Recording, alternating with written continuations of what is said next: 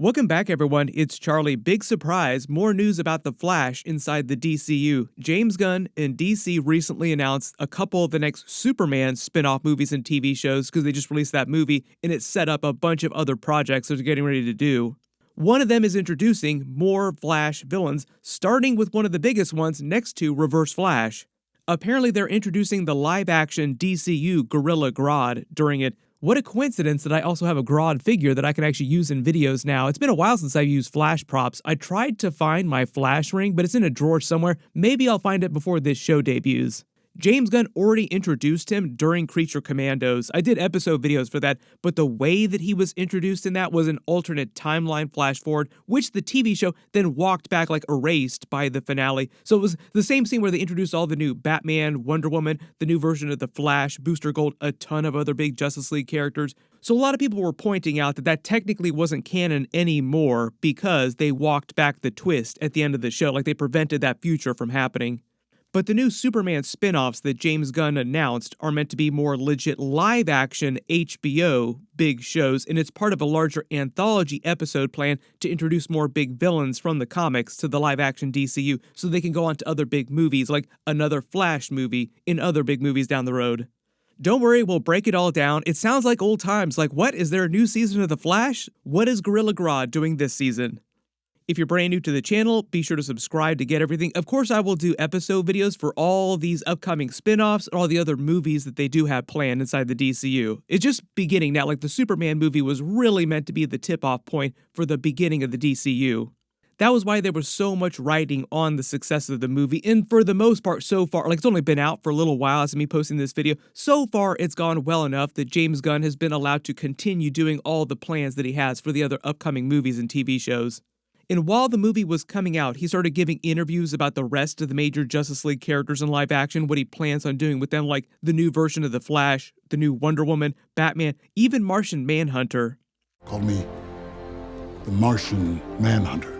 This video is more Flash specific because we're talking about him introducing major Flash villains to live action, but literally while I was making this video, they also confirmed another Booster Gold TV show, so I'll address that at the end of the video. There's just like a lot of stuff being announced right now because the Superman movie just came out. What James Gunn is doing with a lot of these other characters is similar to the way Smallville introduced all of them back in the day, which is no coincidence because the Superman movie has a lot of Smallville baked into it, both in the vibes and the tone, and literally in the form of Smallville cameos and Easter eggs. Grant Gustin's Flash TV show also used the same formula in the Arrowverse, but it also had the benefit of the other Arrowverse shows to do some of the legwork because there are so many different characters. Their budgets were always pretty small compared to like the big HBO DC shows they're doing now, so there were only so many characters they could introduce per season.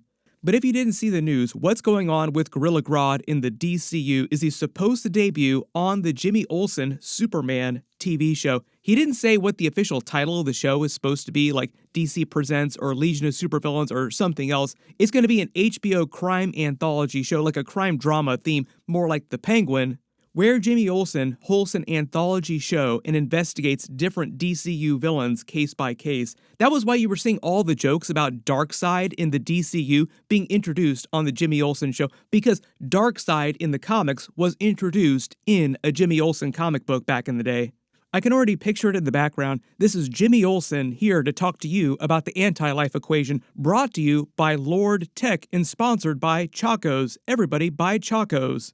Speaking of which, thank you to War Thunder for sponsoring this video. War Thunder is the most comprehensive vehicle combat game ever made, available free on PC, consoles, and mobile. Command over 2,500 tanks, planes, helicopters, ships from 10 major nations, from old-timey biplanes, armored cars from the 20s to modern fighter jets and battle tanks. I usually spend most of my time playing this with the newer gear, and I'm more of a PvE player, but PvP is a lot of fun.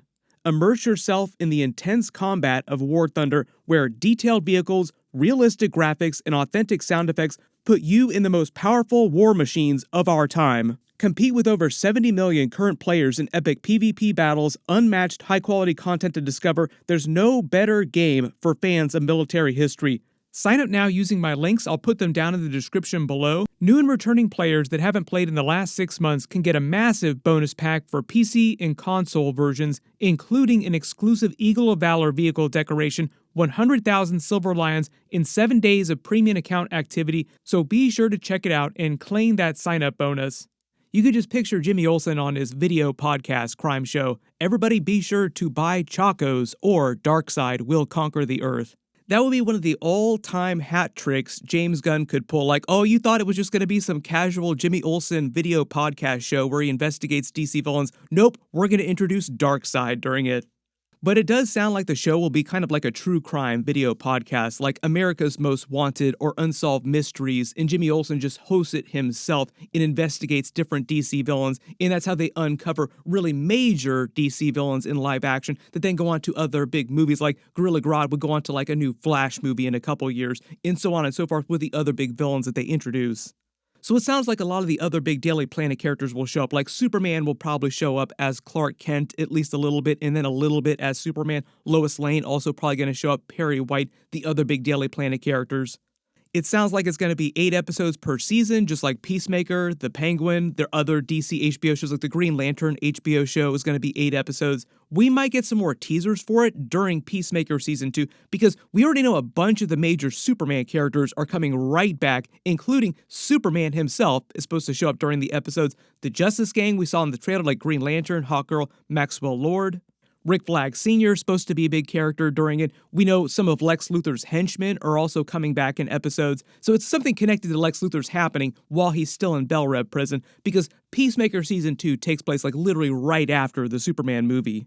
What we know right now about Gorilla Grodd inside the DCU, just based on Creature Commandos, is that he had been in league with Princess Rostovik with an upgraded version of his telepathic crown from the comics, like he was King Grodd already.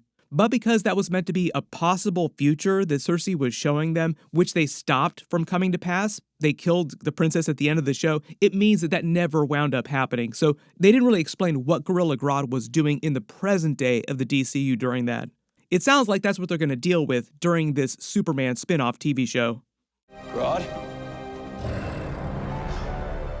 And because they are doing so many Flash villains now on these TV shows, James Gunn didn't say anything about who's going to be the main Flash during the actual show. The Creature Commandos flash forward implies it might be an older Wally West, meaning Barry Allen would be a little bit older and Jay Garrick would be very old.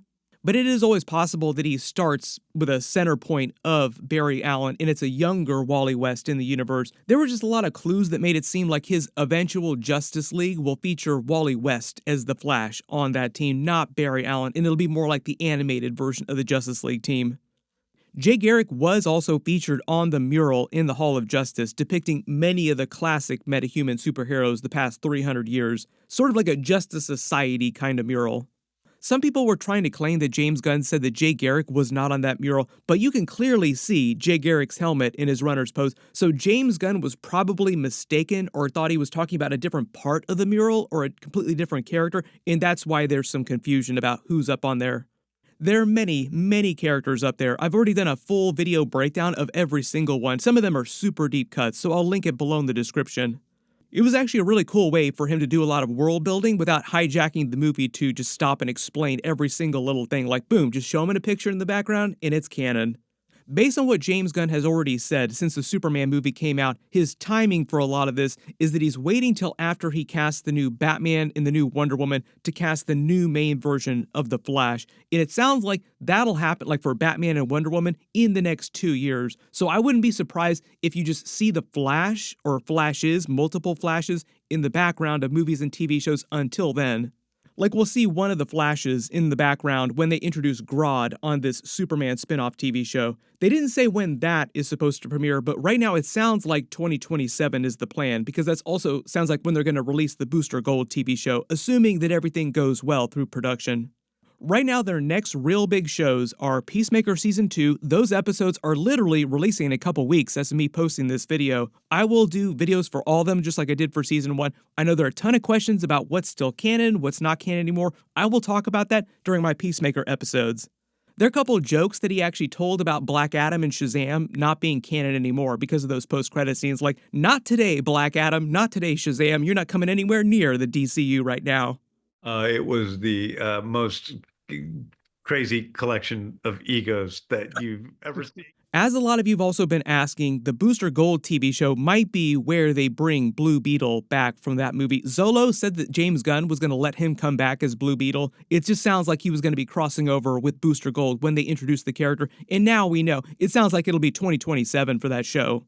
They have not cast anyone for Booster Gold yet. I'll do more videos for the show when we get some more information about it. But if you remember way back in the day, they featured those characters on Smallville. So that's sort of my mental model for what the Booster Gold TV show is going to feel like right now until we get some new footage of this brand new version of the show.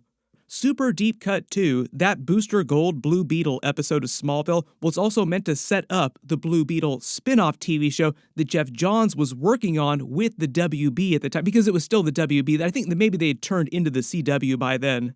Some of the test footage for that show leaked online. I think the reason why they ultimately did not do the show, why they canceled the show in development, is because it would have been too expensive with the level of special effects they were able to pull off for their budget at that time. But it does feel like old times talking about big Flash characters on TV. Everybody just post all your reactions in the comments below and let me know which other characters you want to see show up during this anthology crime drama show. I know there's tons of Reverse Flash fan casting out there. Anthony Starr has seen all the memes the past couple years of him as Reverse Flash, but I don't know that he would actually sign up for something like that. We will see. There's so many major characters, it's just going to take a couple years for them to slowly seed out all the real big ones that we haven't seen yet. We should also be getting a Green Lantern HBO teaser or a trailer of some kind later this year, just because the show is coming out next year. Thank you again to War Thunder for sponsoring this video. Links to get those bonuses and sign up in the description below. The really big reminder is that the Fantastic Four movie is coming out this week. I've already done my review video. My post-credit scene video will post on Thursday, and my full breakdown of all the Easter eggs in the movie, the entire movie, will post on Friday. So be sure to go see it as soon as possible and enable alerts for my channel so you don't miss any of that stuff. Click here for both of those videos. I'll update the links as soon as I post those in the next couple of days. Thank you so much for watching, and I'll see you guys in the next one.